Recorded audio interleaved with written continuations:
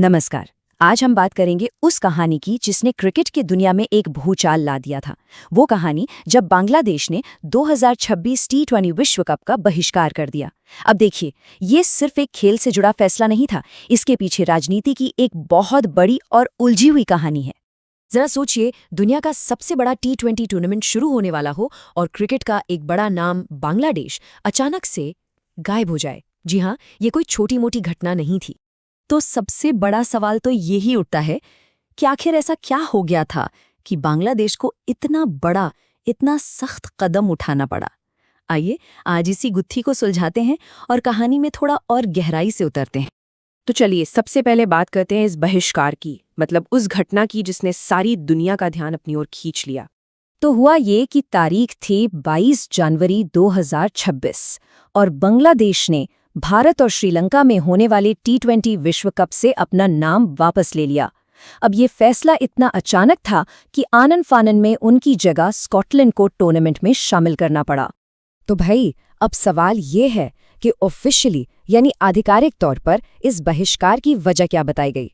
चलिए कहानी की पहली परत को खोलते हैं। और यहीं पर मामला एकदम दिलचस्प हो जाता है। एक तरफ बांग्लादेश क्रिकेट बोर्ड यानी बीसीबी कह रहा था कि भारत में उनके खिलाड़ियों, अधिकारियों और फैंस की जान को खतरा है, और दूसरी तरफ थी आईसीसी यानी क्रिकेट की सबसे बड़ी संस्था, जो कह रही थी कि नहीं, हमारी जांच में तो ऐसा कोई खास खतरा नहीं मिला है। और बस यहीं से असली टकराव की शुरुआत। और यकीन मानिए, ये सब कुछ हुआ पलक झपकते ही।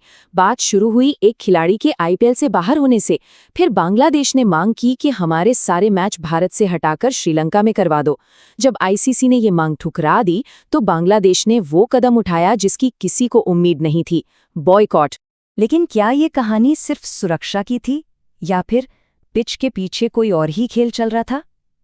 चलिए अब इस फैसले के पीछे की असली राजनीतिक वजहों की पड़ताल करते हैं।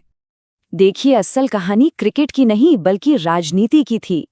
हुआ ये कि 2024 में बांग्लादेश में सरकार बदल गई थी, जिसके बाद से ही देश में भारत विरोधी माहौल बन रहा था। और ऐसा लगता है कि नई अंतरिम सरकार ने क्रिकेट को एक राजनीतिक हथियार की तरह इस्तेमाल करने का फैसला किया। और इस माहौल को बीसीबी के अध्यक्ष के इस बयान ने और हवा दे दी। उन्होंने कहा, आईसीसी ने 20 करोड़ लोगों पर ताला लगा दिया है। मतलब साफ था, इसे क्रिकेट विवाद नहीं बल्कि पूरे बांग्लादेश के सम्मान पर हमले की तरह पेश किया जा रहा था। लेकिन इस विरोध की, इस बहिष्कार की एक बहुत बड़ी कीमत थी, और ये कीमत बांग्लादेश को चुकानी पड़ी। ये आंकड़ा देखिए जरा, होश उड़ जाएंगे। लगभग $27 मिलियन। अगर इसे रुपये में देखें तो ये बनते हैं करीब 240 करोड़ रुपए का सीधा सीधा वित्तीय नुकसान। बहुत बड़ी रकम है ये। अब इस नुकसान को ऐसे समझिए, ये बांग्लादेश क्रिकेट बोर्ड की पूरी साल की कमाई का 60% हिस्सा था। मतलब एक फैसले ने उनकी आधी से ज्यादा तिजोरी एक ही झटके में खाली कर दी। लेकिन ये सिर्फ पैसों का नुकसान नहीं था। पैसों का घाटा तो शायद कभी भर भी जाए, लेकिन इस एक फैसले ने बांग्लादेश में क्रिकेट के विकास को, उसके डेवलपमेंट को पूरे 10 साल पीछे धकेल दिया। और इसका असर एक डोमिनो इफेक्ट की तरह था। एक गिरा तो सब गिरते चले गए। बड़े बड़े खिलाड़ियों का आईपीएल करियर दांव पर लग गया। भारत के साथ क्रिकेट के रिश्ते तो समझिए खत्म ही हो गए। और तो और देश के अपने क्रिकेट बोर्ड में भी जबरदस्त उथल-पुथल मच गई। तो ये पूरी कहानी हमें एक बहुत बड़े सवाल पर लाकर खड़ा करती है। जब खेल सिर्फ खेल नहीं रहता बल्कि राजनीति का मैदान बन जाता है, तब होता क्या है?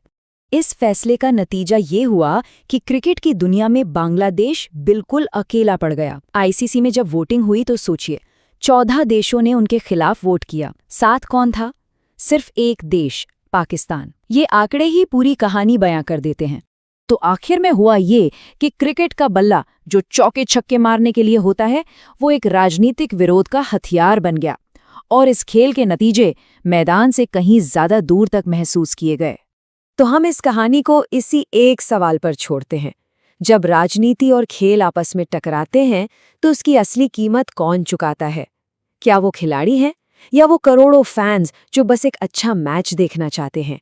या फिर हारता तो आखिर में खुद खेल ही है?